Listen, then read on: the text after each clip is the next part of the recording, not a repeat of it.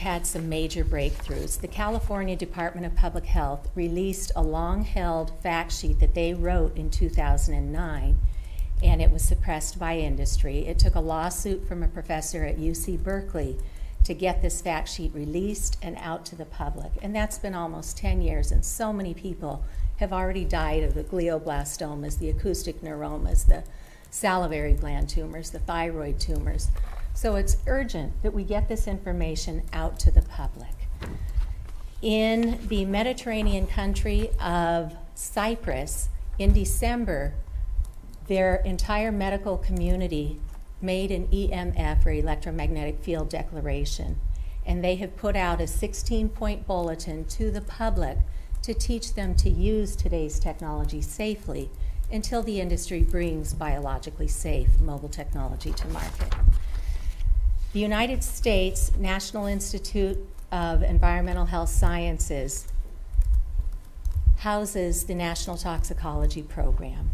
They have been working on a $25 million study, the biggest one they've ever done, and in the spring of 2016, they had initially gone in hoping to find cell phones are safe. In 2016, when they did their first set of peer review, or their first set of analysis, they found DNA damage, brain tumors, and heart tumors. Statistically enough that they tried to tell the FCC, they tried to tell the FDA, which commissioned the study, and they tried to tell the public, but it never made it to us. They did their peer review of the full study this spring, and they took a vote and declared that this is a clear carcinogen. That's the National Toxicology Program. Others will say, oh, but you need to have multiple studies showing the same thing. Well, right on the heels of the NTP study, the Ramazzini Institute in Italy found the same findings in another very large study. And then this year, in 2018 as well, Dr. Martin Paul put together a report on the studies that have been done on Wi-Fi, because people will say, oh, Wi-Fi is different from cell phones. Well, it's all in the same microwave radiation spectrum. It all sends data through digital pulse. So Dr. Martin Paul has put in another study on Wi-Fi that's very well sourced. Then, right after that, Ramazzini and NTP study came out. The Nation, which I understand is our country's oldest magazine, put out an investigative report, how big wireless made us think that cell phones are safe.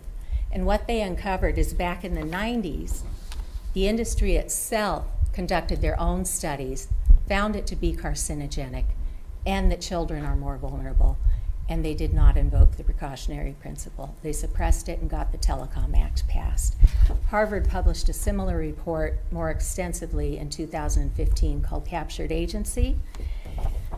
So we have a lot of new information that should propel us forward to be protecting our citizens, especially our children, our fetuses, the elderly, and those with existing health conditions, because the science is clear.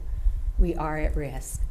And Senator Spilka introduced a bill on my behalf last session. This session, she reintroduced it under her own name. Senator Julian Cyr out of the Cape and the Islands introduced 2 bills to raise that fine print so we all know, so we can have a right to choose how we use our technology. When Senator Cyr's bills came before the Joint Committee on Consumer Protection and Professional Licensure, there were testimonies sent in from all over the world, from scientists, from doctors, from public health experts, from people here in Massachusetts who have become electrically sensitive. They did something very unique. The Joint Committee on Consumer Protection assigned one of their research analysts to this issue, and they did the deep dive, and then they wrote their own bill. So we now have 2 bills advancing through the Senate right now that would form a commission to get the right bright minds together at the state level to examine the non-industry funded science and decide how we're going to protect the public. And I also wanted to mention, because you are the Board of Health, our state level Department of Public Health has written 4 fact sheets on this. They have one for Wi-Fi, they have one for cell phones, they have one for cell towers, and they have one for high voltage power lines, because in Rep. Linsky's district in Natick, there's a cancer cluster around those high voltage power lines. So we are very well poised to bring this to the public, but we know that public policy takes time to catch up with the science. And in the meantime, we should be thinking long and hard about how we can protect ourselves in our homes, in our public spaces, and most especially our children in our schools. We should not start another school year with wireless radiation in Ashland Public Schools. Okay, I wanted to share with you that some other towns are also tuning into this. The town of Wayland has recently pushed off a cell tower that they wanted to put in near their Rod and Gun Club. They have also decided at town meeting not to install wireless water meters because they continually pulse microwave radiation 24/7. With your cell phone, with your tablet, you have a choice. You can turn that off.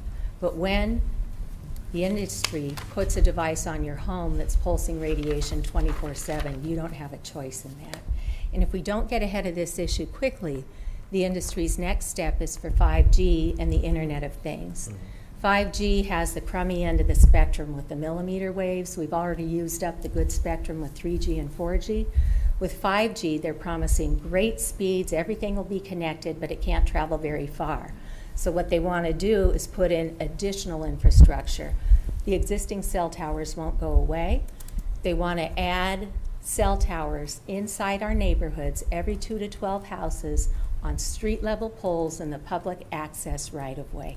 And they're working feverishly at the federal and the state level to take away local municipal rights to say if or where we want any of this technology in our town. So we need to learn about this, and we need to learn about it quickly because their deep pockets have a lot of influence. And if we don't, we're going to find ourselves with a cell tower right outside our bedrooms.